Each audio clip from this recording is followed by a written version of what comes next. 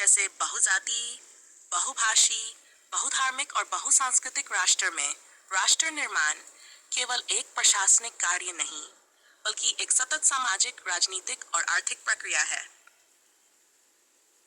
1947 में स्वतंत्रता प्राप्त करने के बाद भारत को केवल एक उपनिवेश से स्वतंत्र राष्ट्र में परिवर्तित ही नहीं होना था, बल्कि उसे अपनी पहचान, समरसता और लोकतांत्रिक ढांचे को भी निर्मित करना था।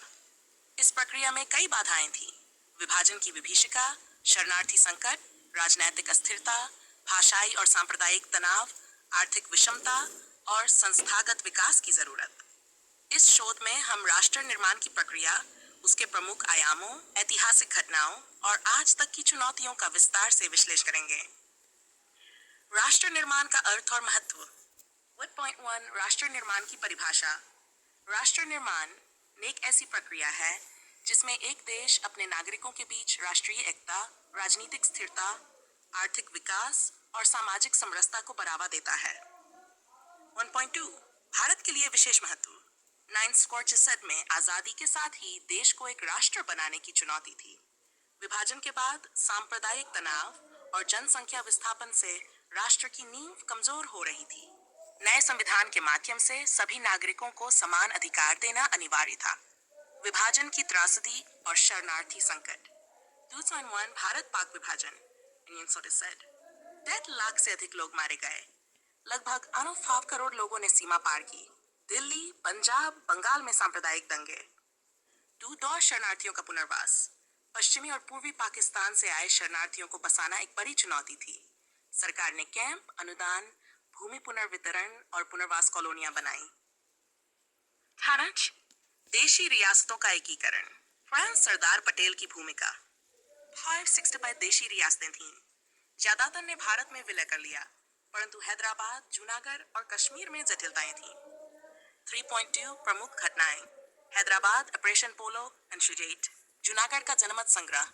जम्मू कश्मीर का विलय और अनुच्छेद 37। राजनीतिक और सांस्कृतिक समावेश। रियासतों का एकीकरण सिर्फ प्रशासनिक नहीं था, बल्कि एकता की भावना को भी मजबूत करता था। 4 संविधान का निर्माण और संस्थागत ढांचा। 4.1 संविधान सभा का गठन। डॉ भीमराव अंबेडकर की अध्यक्षता में संविधान निर्माण।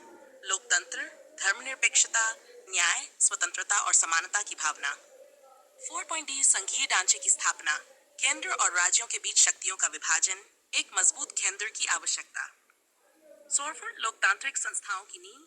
संसद, उच्चतम न्यायालय, निर्वाचन आयोग, CAG, UPSSC आदि। 5 भाषाई विविधता और राज्यों का पुनर्गठन। 5.1 भाषाई आंदोलन। आंध्र प्रदेश के लिए तेलुगु भाषी आंदोलन। अन्य राज्यों ने भी भाषा के आधार पर मांग की। 2 राज्य पुनर्गठन आयोग। भाषाई आधार पर राज्यों का पुनर्गठन। हिंदी को राजभाषा घोषित किया गया, परंतु राज्यों को अपनी भाषाओं को बनाए रखने की छूट मिली। 6 सांप्रदायिकता और जातिवाद की चुनौती। 6.1 सांप्रदायिक दंगे। 1947 के बाद कई जगह दंगे हुए। सरकार ने सांप्रदायिक हिंसा रोकने के लिए सख्त कानून बनाए। 6 जातिगत भेदभाव। दलितों, आदिवासियों और पिछड़ी जातियों के लिए आरक्षण नीति लागू। सामाजिक न्याय और समावेशी विकास के प्रयास। आर्थिक राष्ट्र निर्माण। सेरेटोना आयोग और पंचवर्षीय योजनाएं। 1955 में योजना आयोग का गठन। पहली पंचवर्षीय योजना 1955 कृषि पर केंद्रित थी। औद्योगिकीकरण, सार्वजनिक क्षेत्र, गरीबी उन्मूलन पर बल। 7 सार्वजनिक क्षेत्र का विकास।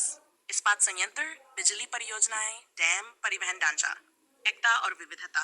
सांस्कृतिक राष्ट्र निर्माण। 8 बहुसांस्कृतिक पहचान। भारत में सभी धर्मों, भाषाओं और संस्कृतियों को मान्यता। राष्ट्रीय एकता दिवस, सांस्कृतिक मेलों और महोत्सवों का आयोजन। 8.2 शिक्षा और मीडिया की भूमिका। एकीकृत पाठ्यक्रम, हिंदी और अंग्रेजी माध्यम। अखिल भारतीय रेडियो, दूरदर्शन जैसे माध्यमों से राष्ट्रवादी भावना का प्रसार। प्रमुख समस्याएं। 9.1 क्षेत्रीय असंतुलन। कुछ राज्यों में तीव्र विकास, अन्य में पिछड़ापन। उत्तर पूर्व, झारखंड, बिहार जैसे राज्य उपेक्षित रहे। 9.2 क्षेत्रीय आकांक्षाएं। पंजाब, असम, कश्मीर जैसे क्षेत्रों में आंदोलन। भाषा, संस्कृति, आर्थिक अवसरों के लिए मांग। 9 नक्सलवाद और अलगाववादी आंदोलन। आदिवासी क्षेत्रों में सरकारी उपेक्षा के कारण सशस्त्र संघर्ष, अलग राज्य, स्वायत्तता की मांगे। वर्तमान संदर्भ में राष्ट्र निर्माण, डिजिटल इंडिया और शिक्षा, एक राष्ट्र, एक डिजिटल पहचान, आधार, डिजिटल सेवाएं, समान शिक्षा प्रणाली और ऑनलाइन प्लेटफॉर्म्स। Z.2 कोविड-19 और राष्ट्र की संकल्प शक्ति, टीकाकरण अभियान, स्वास्थ्य प्रणाली का विस्तार, सहकारी संघवाद की भावना फिर से उभरी। सेंसरी, युवा और नागरिक सहभागिता, NSS, NCC, डिजिटल मीडिया से युवा जुड़ाव, मतदाता जागरूकता, सामाजिक आंदोलनों में भागीदारी। निष्कर्ष conclusion, भारत का राष्ट्र निर्माण एक बहुआयामी, सतत और चुनौतीपूर्ण प्रक्रिया रही है। आजादी के बाद की अराजकता से लेकर वर्तमान के डिजिटल और वैश्विक भारत तक का सफर अनेक समस्याओं, संघर्षों और सुधारों से भरा हुआ रहा है।